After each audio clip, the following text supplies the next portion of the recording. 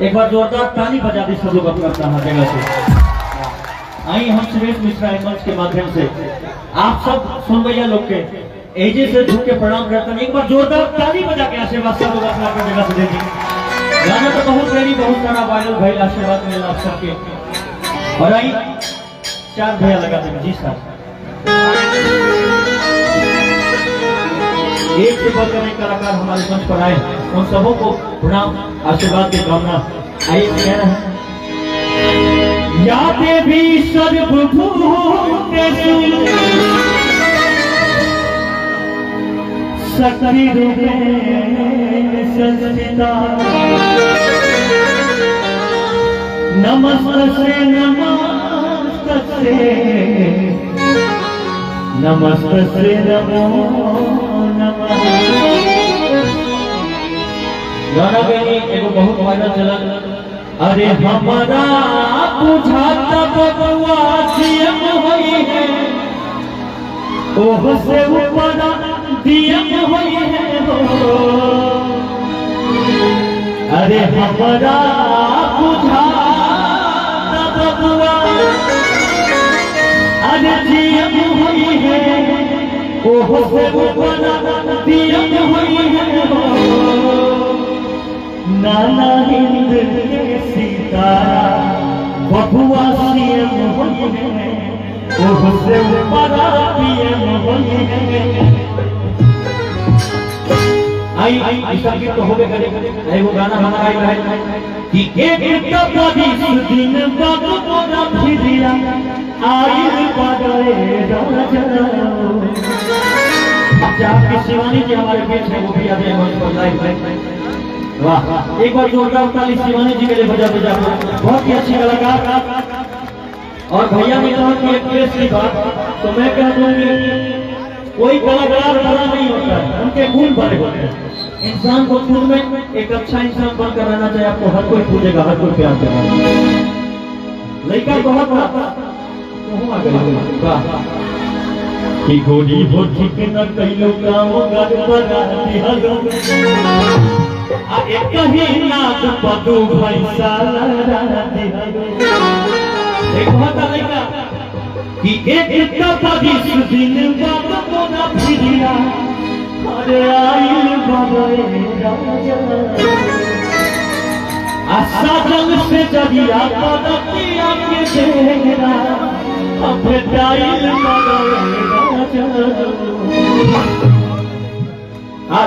रूपवानी देख के तावला के कैसन हमर हुलिया। ए राजा हो क्या हो कि पहले इससे मारे फिर विश्वास कर। ए राजा हो मदीना दिखुलिया। आई कि एक कबीस दिन मोरा फिरिया आई बड़े राजा। से दुनिया परतिया के बेला बेचाई बड़े राजा। एक कबीस दिन मोरा फिरिया आई बड़े राजा। से दुनिया परतिया के बेला बेचाई बड़े राजा। रूपवानी देख के तावला के कैसन हमर हुलिया। रूपवानी देख के तावला के कैसन हमर हुलिया। ए राजा हो हरिया दिखुलिया। ए राजा हो हरिया दिखुलिया। ए राजा हो हरिया दिखुलिया।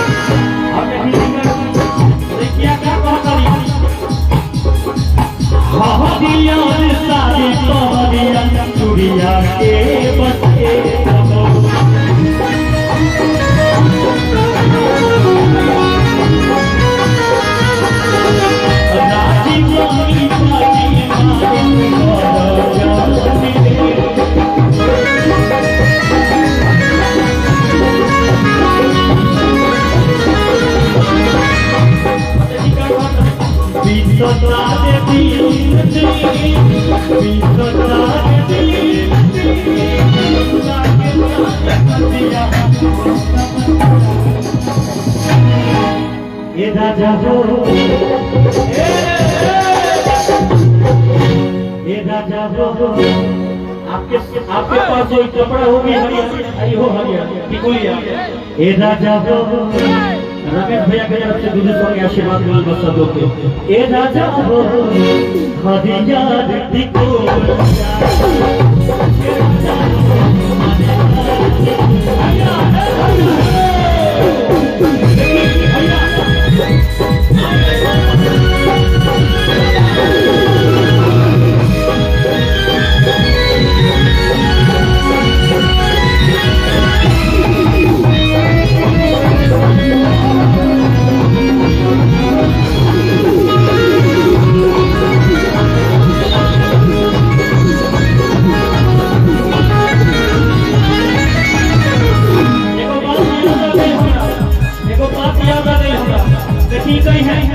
छत पे सोया बहनोई छत पे सोया बहनोई मैं समझ के हो गई मुझको दादाजी माफ कर देना मुझको दादाजी माफ कर देना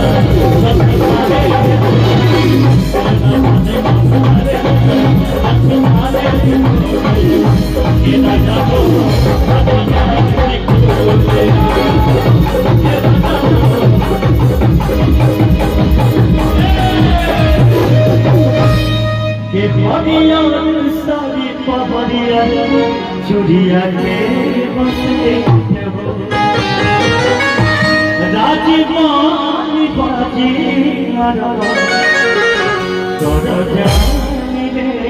हो कि जाने लागी के सुशी कि जाने लागी के आगा हम हमारा चुलबुलिया ये राजा हो हरिया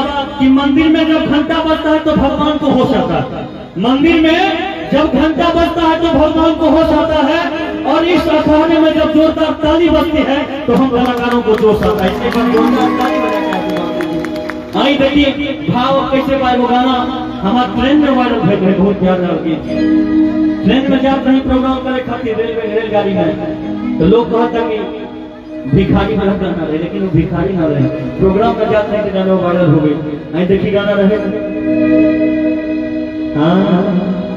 कि चिड़िया के और ना वाले भगवान कि नजरों की कद में जो आ गया समझ ले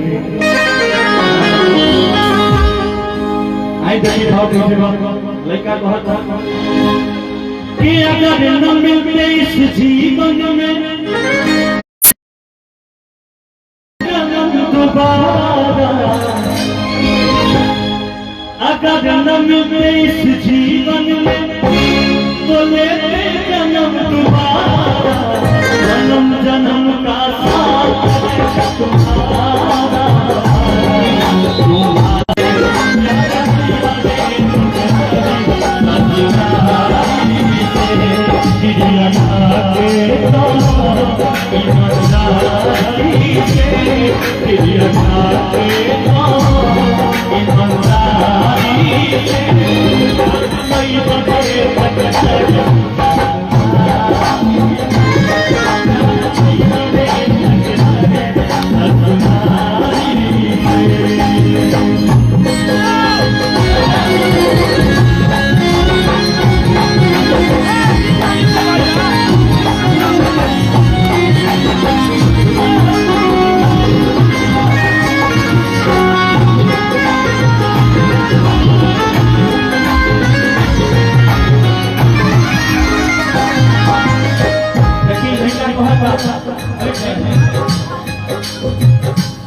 तोहरा गाँव में आई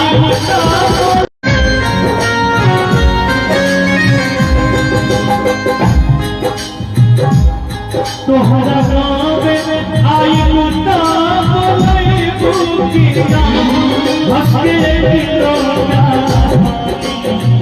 दिल बुकिया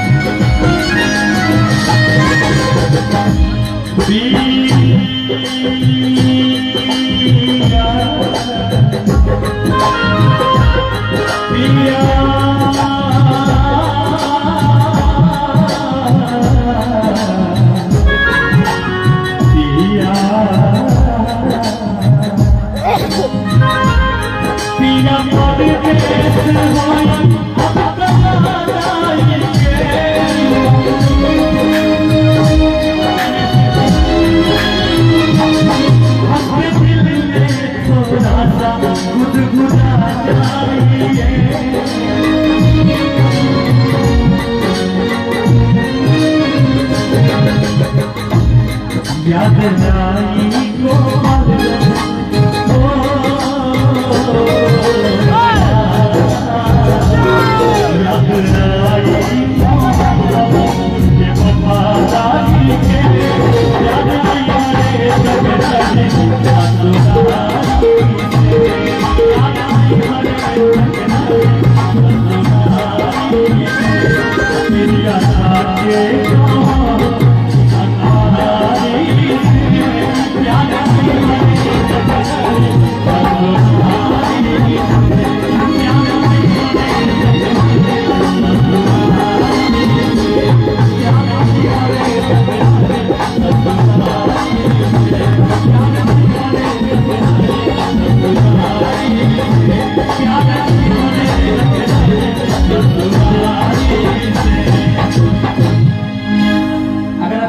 एक बार जोरदार ताली बजा के आशीर्वाद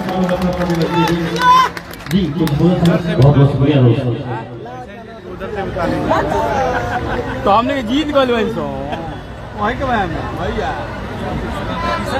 फिर बारी बारी से तब तक हम चाहते चंदन भाई हमारे बीच हैं, वो भी चंदन भैया का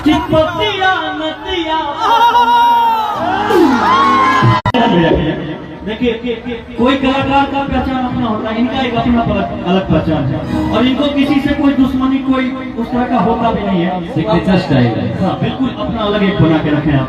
एक और हिमगंगे वाला भी सुनाइएगा, पूरा आपका मोबाइल। एक और जोरदार ताली इनके लिए बजा दीजिए आप लोग। आइए चंदन भाई।